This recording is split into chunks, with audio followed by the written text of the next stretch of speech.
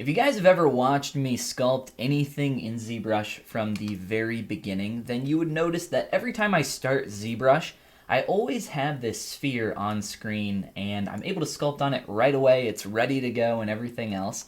And you're probably wondering, how do I do that? It's a little crazy, right? For people that actually don't have this nifty little trick that I'm going to show you here in a second. Let's initialize ZBrush.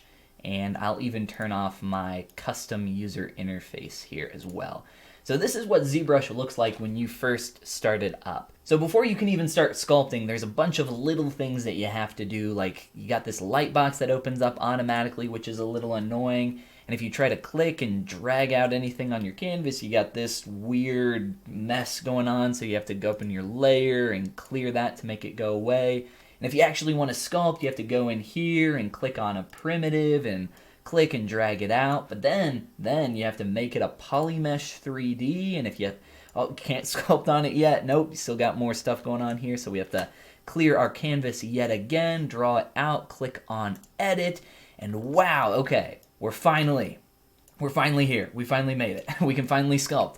But we want to turn on symmetry, and that's up somewhere in one of these menus under transform. There you go, activate symmetry, hotkeys X by the way. But it's a lot, and it's very tedious to do this every single time you open up ZBrush. So one of the lead developers on this software, Joseph Drust, created this little plugin called Z Startup Master. And this does not come with ZBrush by default, so I have included a link down below to his forum where he has made a post where it's available to download for free. And I think he has instructions on how to install it and everything else if you're unsure how to do that. But essentially what this little plugin does is it has a bunch of little toggles in here that make, well, starting up ZBrush a lot easier.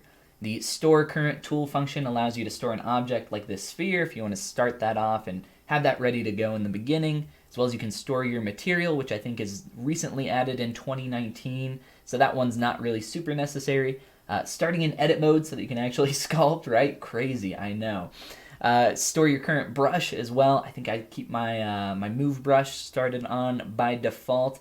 You can close the lightbox as well. This is actually a toggle in the preferences that you can save, but for some reason, God knows why, whenever you save or store your config, it resets that toggle, which is super, super annoying.